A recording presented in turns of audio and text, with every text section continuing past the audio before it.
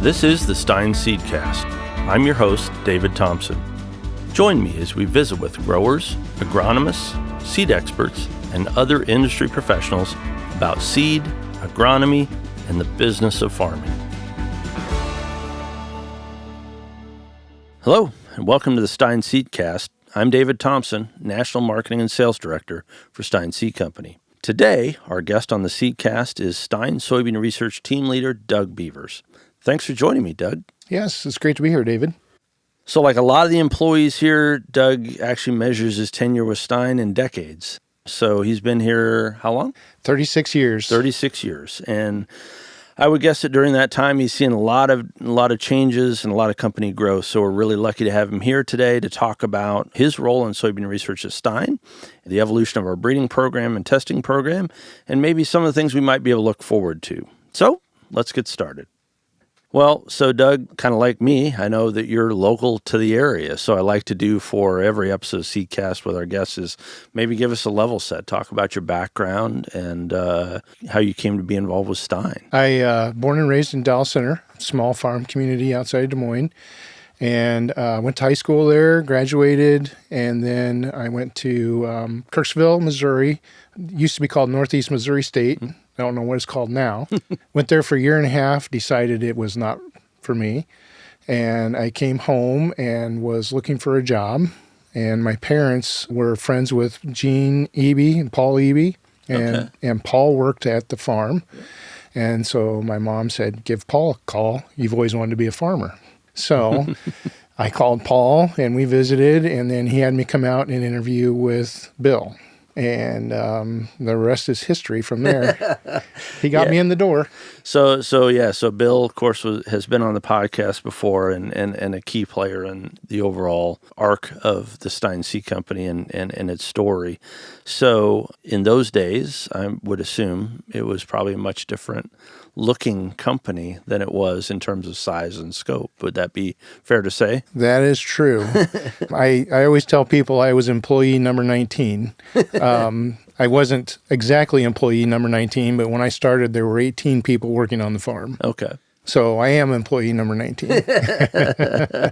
So, and in those days, what did you recall of the work? What did that entail for you? That entailed doing absolutely everything on the farm.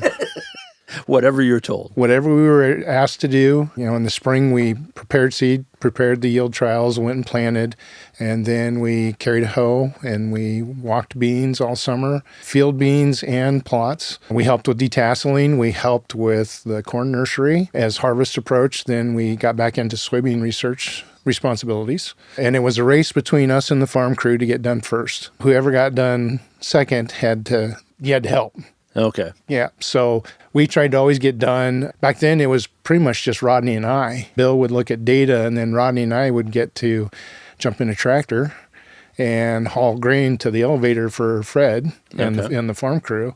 And that may not seem like a big deal, but after driving little equipment, it was great to drive big equipment. Because on the research side, you're working with very small equipment and working with the threshers and whatnot. And then, so in those days, it probably wasn't as big as we think of big today, but by comparison, it was pretty big. Yeah, it was. And it was exciting to actually get to drive the big equipment.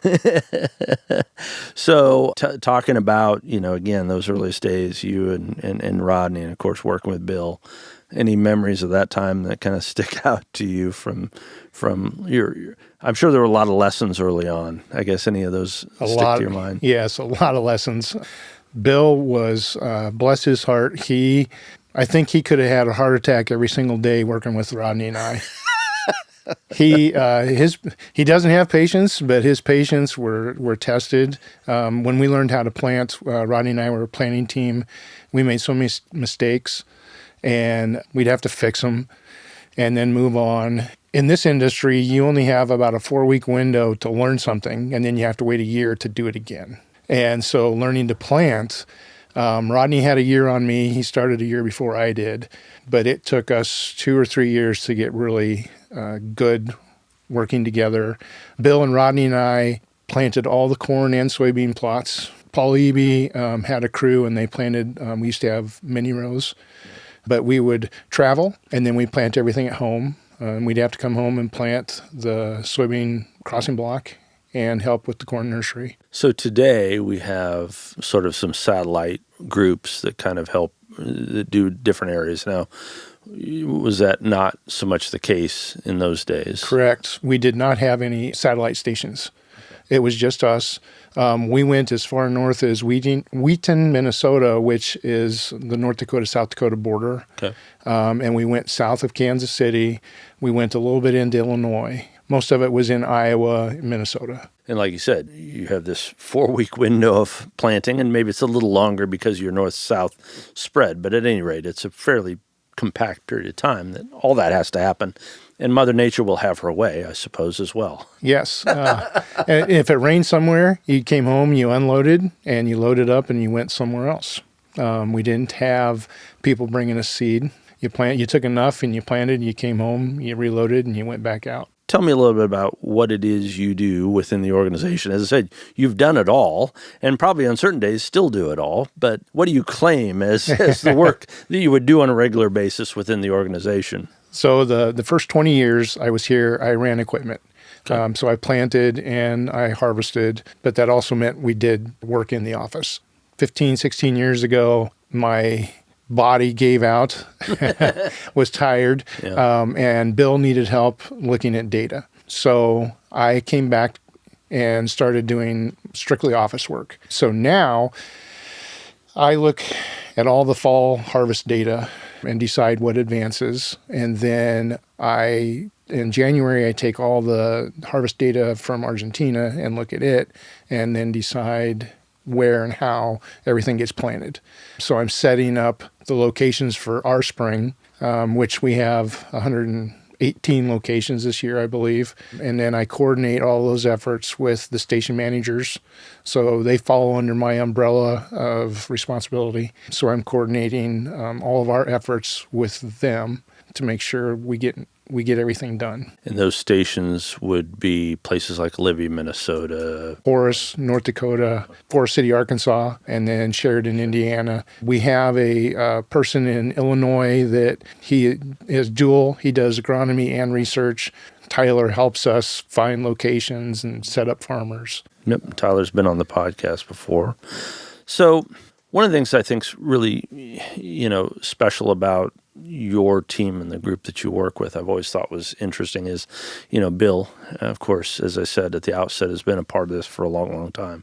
I've now lost track. I want to say it's 57 years, maybe, something in that vein. Yep. And then, of course, kind of within that organization, I know he works with you very closely. You're 36 years, Ronnie Pennico, in that roughly that same time, and Ryan Main, and so many people who've been in that organization a long time. And I think that has to only help the organization because, as you said, there's only so much time to do what you have to do each year. So talk to us a little bit about the size and scope as it is today. Okay.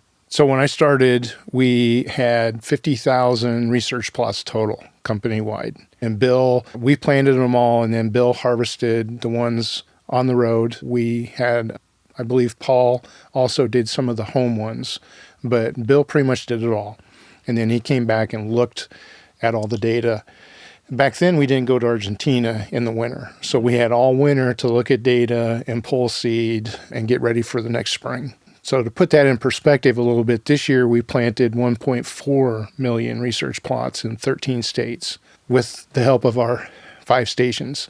And it's organized chaos at best. 90% of all of our seed now we send to South America in the winter and then bring it back in the spring. So all of our packaging is done in about a 6-week window starting about March 20th. And we hope to be done by May 10th so that we can get everything planted in a timely manner. And I assume that also extends out because you want to be planted in a timely manner, because you want to harvest in a timely manner, because that whole cycle probably is going to begin again. Correct. And that seed's headed back to South America and on, right? Right. We literally do not have any downtime anymore. We go right in. Once we make the selections, we send the seed to South America. It's on the way right now. They are planting it right now. So we literally finished harvest on October 29th this year, and they're planting November 6th. And we don't have people that go down anymore to plant. We have our own team that is in Argentina now. And so we used to have to do double duty. We used to have to harvest, get off the combine, get on a plane, and go down and plant. And then we hired our own staff, and we have our own company down there now. So that helps tremendously. Yeah. We do still send people down in the wintertime to go take notes, look at fields, look at the varieties. We do spray notes. We spray for herbicides, chemical roguing, and find the dead ones. So we still have team members that go down in our spring, February, March. So talking about, all of that work, and I guess to me it's always been fascinating. You just mentioned you basically go from, it being packaged to it being, loaded on a planter a week later in another part of the world. Yeah. And again, like you said, I'm sure that's organized chaos, but what does it take to make all of that happen and to meet those kinds of timeframes? So let's back up one step. When I started, it was Bill and Rodney and I, and there was two other ladies that worked in soybean research. Now, Rodney and I manage a team of 110. So we have a lot of people that we rely on. And we used to be able to do it all ourselves, and now we divide projects up and put people in charge of projects. Ryan Main has been with us for 28 or 30 years. He has his own section, and he does a fantastic job. He's got 40 people that report to him in the fall. So it's teamwork. Everybody has their part to play, and most of us have been there long enough that we know what we're doing, and sometimes we need help, and all you have to do is ask, and we get it done. We've never not gotten it done, knock on wood. It would seem to me that, the prize here is in some ways a little bit abstract. Like, I guess I'm curious, how do you get everybody bought into the vision? Like you said, you have 110 people. That's a lot of people and that have to do a lot of work in a very focused period of time. Any thought, how does that get done? Well, that's a challenge. You've got people that everybody does a good job, and you've got people that are there for basically an 8-hour day. Okay. Then you have people who really want to be there, want to go that extra mile. They stay longer.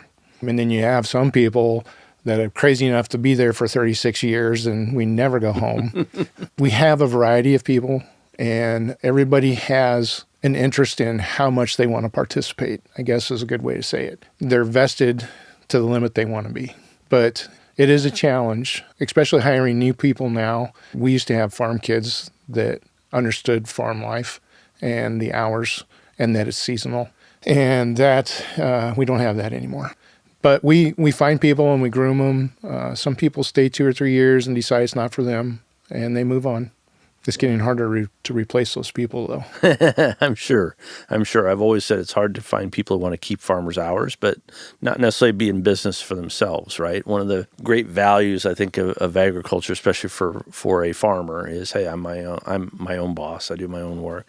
And so it's a little more challenging. We know labor's a challenge everywhere, but you guys seem to have a knack of finding people who buy into that vision, it seems like, because you get a lot done with the people that you have. And that's pretty impressive. And we're big enough now that if somebody needs a day off or a weekend off or 2 or 3 people, the company doesn't come to a grinding halt. Yeah. We can still function and we can get around it. That is an attitude that has changed from over the last 36 years. Back when it was just Rodney and Bill and I, we couldn't afford to have one of us gone. Oh, I'm sure. Now we can. And that helps too. That can give people a day or two off when they really need it. So as you look back, on this time, I guess I'm curious, are there any, I don't know, I guess I'll call them milestones, but maybe that's not the right term. Are there things that stick out in your mind that are particular achievements and things that you guys have seen through your work that you're particularly proud of? Roundup Ready is the first thing I think of. That was a huge milestone for everybody. Yeah. When Roundup Ready soybeans came out, it basically doubled our research efforts. Our conventional program, which we still have today, was about 100,000 plots at that time. And in one season, we jumped to 250,000 because of Roundup. And of course, we all know where that led to. Yeah, yeah. Other, our Enlist E3, and I apologize, I'm probably calling things, you sales guys have a different term or a different name than what I refer to them. But Enlist soybeans was another huge one. That was really great for us. Before that, Liberty Link soybeans, that was another big area. But as far as genetics and that type of thing, those are the big milestones. What are the things, I guess, you think about, as you said, organization you work in has experienced a lot of change. What are the things that are the same? What's been constant? The same, our work ethic and our work hours. Actually, probably our work hours has gone down as we add staff and we add technology. But our work ethic is second to none. There is no other company out there that has the work ethic that our people do. You mentioned something there. You talked about technology, and that kind of reminded me because we've had Tyler DeBay on the podcast a while back, and he was talking about some things that you guys have been doing with technology, and I guess how that impacts what you do and how it impacts your ability to look at so many plots. I guess what kind of advancements have there been there that have allowed us to increase the size of the program? There's several. I'll try to be brief on each one, but the big one that comes to mind first is the drones. We use drones in corn and soybeans, and we used to take our maturity notes by having somebody go out in the field and walk and carry either tablets or a piece of paper and call maturities on each and every plot. We cannot do 1.4 million that way. Right.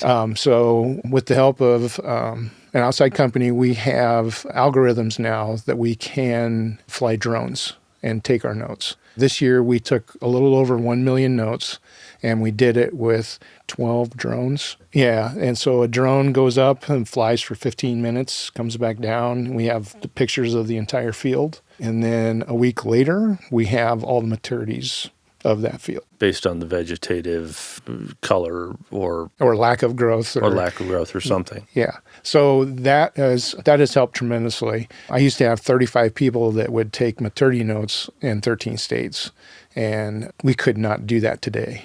We would have to have a much larger workforce. Our computer programs that we use, we have our own IT department now. They have written us some really good programs that we use to analyze the data. And that's constantly evolving. A computer, the day you buy it, it's outdated. Right. and it's true of the programming. We are constantly asking them to tweak things in the program. And they work at it every single day. Those are the big ones. Well, okay, one more. I got to get it in there. GPS. Okay. All of the planting is done by GPS. The guys have to turn the planter and the tractor around, set it in the ground, and hit the button, and they go. They don't have to steer. It's pretty cush. And they can plant going both directions now.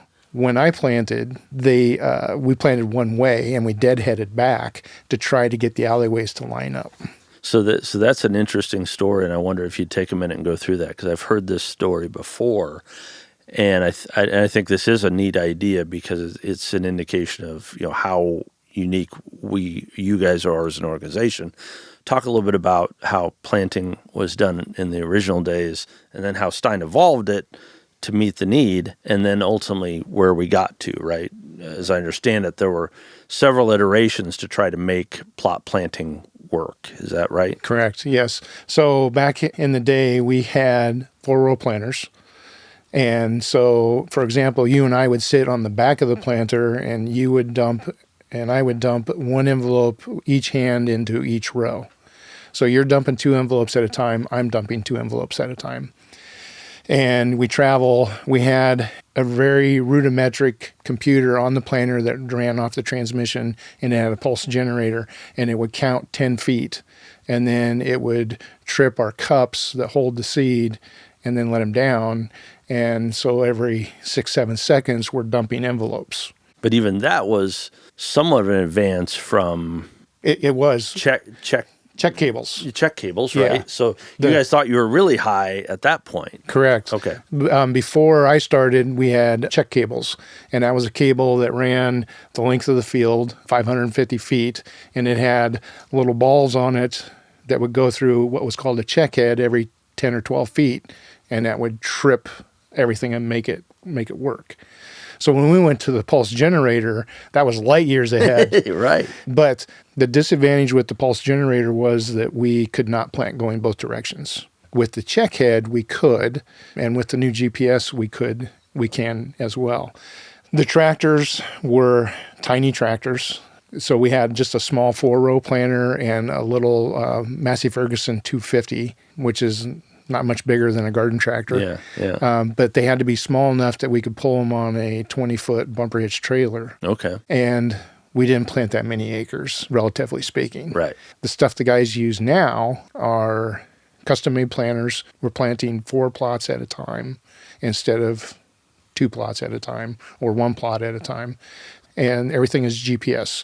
But that means I think there's 3 computers that run the tractor and the planter. There's pneumatics involved now, but it's spot on. Our alleyways line up.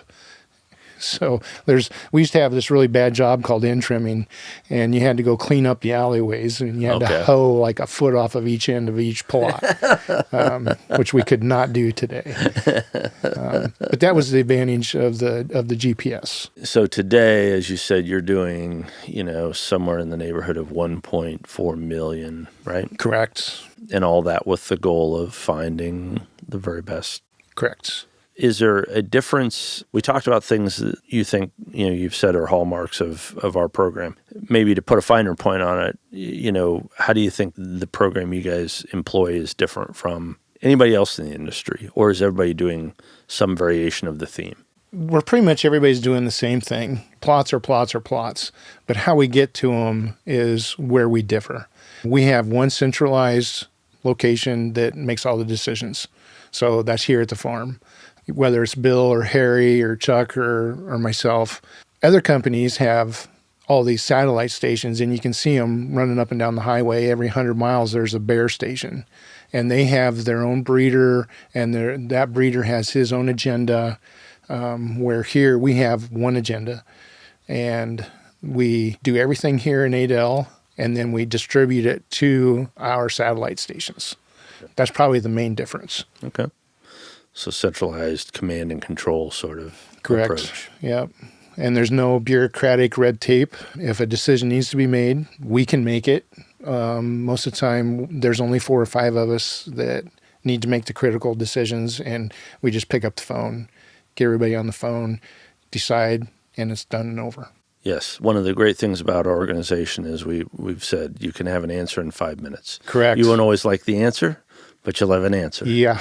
Doug, over the years, I've had you speak to different groups that we've had in. We've had farmers who have the opportunity to come visit the farm. So trying to educate the farmer that, they come in and want specific traits. And cyst is a really good one. We have cyst-resistant soybeans, but we also have soybeans that out-yield those by 8-10 bushel an acre in some instances.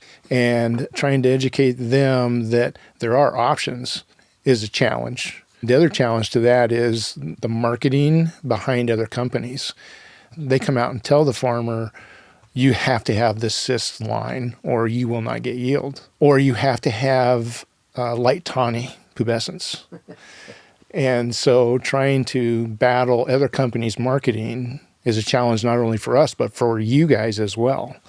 The other company does a really good job of convincing them they have to have this.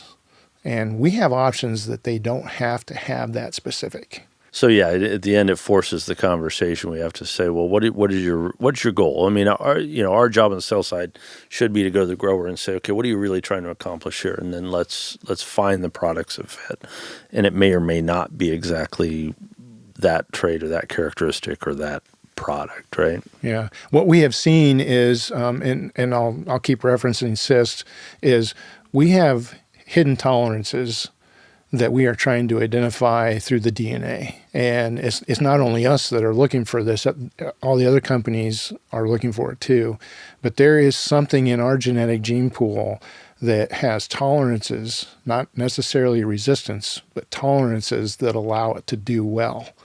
And we're working hard to identify those. So there's an example where if you just set the criteria, okay, we're only going to look at things with, a resistance gene, for example, well, then you've already sort of narrowed your pool of available genetics. Correct. And Harry, when I first started looking at data, I was finding these ones that didn't have the resistance but were doing really well.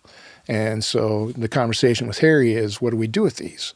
And he's like, well, we can breed with them and put SCN into them. But that takes time. So don't throw them all away. So now, you go and I don't know what the percentage is of our soybean genetics has a lot of cyst in it. We still find one or two that do really well. And Harry's like, let them through. And at the very least, we can breed with them. But we're trying to find that hidden DNA strand that causes that. Well, and I can second your comment. From the years I've had growers come and visit, when they come to the farm and they see what's going on, almost exclusively they always say, well, now I understand why a bag of seed costs what it costs. There's a tremendous amount of work and research that goes into that, and it's not easy to get from point A to point B, especially if you're going to start at 1.4 million plots a year. There aren't a lot of shortcuts, right? The other thing I was going to touch on is at times I've heard Bill Eby say it's not hard. You weigh them all and you keep the heavy bags, and yet it seems like that's deceptively simple. Would you agree with that? It seems like other people tend to want to make it more complicated than we make it. Right. And it's funny you say that, because we have a gentleman on our staff, Ben Aldridge, and he's kind of our statistics guy, and he follows DNA and he tracks all that, and he's trying to come up with a way to determine, is parent A and parent B a good idea to cross? And Bill always comes back with, well, it's simple. You just you plant them all, you harvest them, and you take the heaviest ones.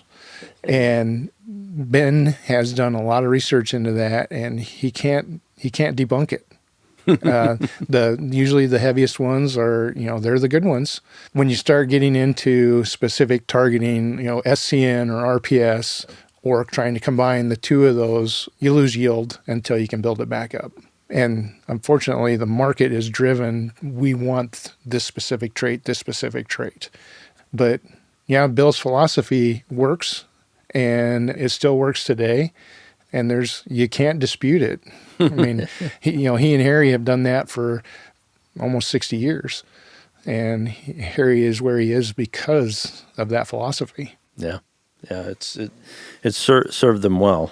So, I don't know, Doug, I've always been struck by, I guess I'd say, the passion that you show for the work that you do. How do you maintain that over 3+ decades of work? And it wasn't easy work, mind you. It was hard along the way. Yeah. How do you maintain that excitement and enthusiasm for the work?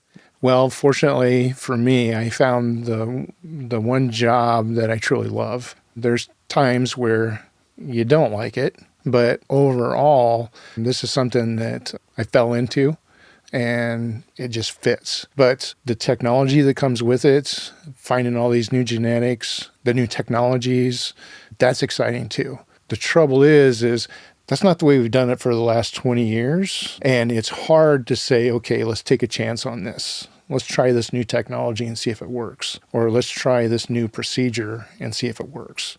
We have all these new young people coming in, and they come up with ideas. And it's hard to say, okay, let's try it, because we have a proven track record. And to try to change that, change is scary, but it's also exciting. And embracing technology is where we're going to have to go. And it strikes me that the other thing we talk a lot about in our organization is, pilot programs are thousands of acres at a time. Yeah. there's no little tests. You do it if it makes sense. You do it, right? Right. So again, that speaks to your idea of if you're changing, you're probably changing it all, or you're changing a bunch of it, right? You're not going to say, oh, we'll take this little piece. Well, and we have experienced so much change when Harry, and this kind of goes back to what we were talking about earlier about milestones. Harry went to narrow rows and high populations. And it wasn't, let's just try this on 100 acres. No, it was, we're converting the whole farm. We're converting all of the farm equipment, all the research equipment, everything's going to be done this way. 2 years later, okay, that didn't work. We're going to convert everything, and now we're going to go this direction. And we did that a couple times in the last 10, 15 years. I think Steve Luther has indicated that in some of his. Yep. And it works. He comes up with ideas, we try it, but we don't just try it at a small scale. It's all or none. And that's exciting too. Yeah, definitely. And I like it because, I always tell growers, if you look at what, the soybean research group's doing, it's 6-7 years to get a product to introduction. And you look at corn, it's a little longer than that. So I said, if we want to create the products you're going to want to plant in the next decade, we got to make them today. And if we want to make them today, we got to make them in the structure and environment that we think you're going to have a decade from now. So we'll learn, we'll go to narrow rows, we'll change the row width and the spacing and all of that. And we'll tell you where we learned, and we'll tell you where we went wrong. But that's part of the beauty of such a research-driven system, I think, is really cool, and to have a farm attached to the entire organization, right? Right. He can prove his research philosophies through his own farm, and he can get some of the neighbors on board with him. So you mentioned the row spacing, kind of reminded me. I was just going to ask, again, you probably, I assume, have different, maybe some standout memories of different, again, things that have happened throughout your career here. Anything that springs to your mind? Well, when we went to 12-inch corn, everybody thought Harry was crazy and out of his mind. And it's funny now you read where Bayer or somebody else is coming out with all this research, and narrow row and short stature corn are the next greatest thing. We were doing that 10 years ago. Yep. And as you mentioned, it takes us about 7 years from the time the cross is made to get something to the farmer. Our vision today is what's going to be in 10 years. Plus, we also have to consider requests from the market. All of a sudden, RPS, we need a lot of RPS material. So we're trying to incorporate that vision and what we need today or tomorrow. And that is a challenge. And changing traits every 8 or 9 years doesn't help, probably. Right. We love Enlist right now. Enlist and conventional make our lives very easy. But we do have new traits coming in the next couple of years. There's some new technologies that we're going to start working on, and that'll be exciting too. That's a great thing. Your team have such a system and a process that, hands down the best development and testing program in the industry. And so it's great to see all these products move through that pipe, because we know it's been tested and evaluated, and the data we're going to see is pretty solid. So that's exciting. And it's interesting from the sales and marketing team. We're constantly getting questioned on how come we don't leave this line in for 4 or 5 years. Oh yeah. And because there's a line right behind it that's 2.5% better. And I know we hear that a lot, is how come you didn't leave this line in longer? Well, that's because there was something better right behind it. Yeah, we talk a lot about the Stine system and the idea, like you said, people get used to a product, they like that product, and then it goes away, and they get frustrated by that. But we talk about, if you understand the system, there's always something new behind it, and hopefully we're advancing a newer, better line after that. Mm-hmm. And if you adopt that strategy, I've heard on the production side, we've heard them talk about, sometimes I'll see growers who complain, hey, I planted that last year, don't you have anything new? So it becomes the opposite effect. It's like, I don't want the same thing. I want something new and different. So That's always kind of cool. We had a line that pretty much put Harry on the map, 2250s. The research number was 61615, and that bean was so adaptable. And we kept it in for a long time. But we had farmers, when we go do our test plots, we'd have farmers way up in northern Minnesota that would plant it. And Bill's like, "Oh, you're going to get burned on that," and they wouldn't. It would adapt, and it would. And then there were people down by Kansas City that were growing it. That was the best line that I think we've ever produced. And you can still track some lineages back through some of the stuff we have today. And isn't that funny? You have, again, I think in the industry you're in, they talk a lot about I've heard Harry say there's no home runs. It's all base hits. Well, that was a home run. I mean, that was a World Series home run. That was that was that was the bottom of the ninth, Game 7. Yeah, exactly. Yeah. So you get one once in a while, yeah, like that. So that's pretty cool. Well, so. Before we close out here today, this episode's going to air right here in the heart of the holiday season. And so one of the other things I wanted to close with is something I think is really, really cool that you've been doing. We were talking about earlier. You have a bit of a hobby that you do during this time of year. I wondered if you tell us how you spend a fair bit of time during the holiday season. Okay. Well, I have a alter ego. Ho, ho, ho. I play Santa. So during COVID, everybody was locked in their homes. And my wife and I decided that we needed to just go see people. And so I bought my own Santa suit. And I have a big white beard. I know most of you can't see it. But and we just started going to friends and family, spending 5 minutes just knocking on the door. That's kind of evolved. I now also enter silent auction items, and one of them is a home Christmas visit from Santa. Last year, in 3 days, we visited 35 different homes. Most of the time, they're people that we know, because I have a tendency just to knock and walk in. And the interesting thing was, I was at the wrong house last year. And they had a great big sign out front, and the front door was open a little bit, and it said, "Santa is welcome." And I just walked in, and I looked around, and I'm like, "Oh, you're not Erica." And they're like, "You're 2 doors down." But while you're here, can we get some pictures? And I try to, I go out to the office. I hit all of our buildings and try to see all of our staff. And yeah, I play Santa for the month of December, and it seems like that's just getting bigger and bigger. Yeah, that's a great story, and we love it. And again, you have no shortages of things to do all times of the year. So it's really nice that you can have something else to fill your time during the month of December. So. I'm just a big kid. I'm a 12-year-old in a 56-year-old body. I'm always trying to find something fun to do. Well, awesome. Well, Doug, it's been awesome having you here on the podcast and talking about your time with Stine. Again, I love to hear the stories of our growth as an organization. And of course, the story is about the people that make the organization what it is. And you're certainly one of those. So appreciate you taking the time to join us today and share your story. Well, thank you. I enjoy it. And I watch every podcast. Well, thank you. Thank you for listening to the Stine Seedcast. To never miss an episode, subscribe to the show on your podcast platform of choice. Have a question for our experts? Email asktheseedcast@stineseed.com to have your questions answered on a future episode. To learn more about Stine Seed Company, visit stineseed.com. And remember, Stine has yield.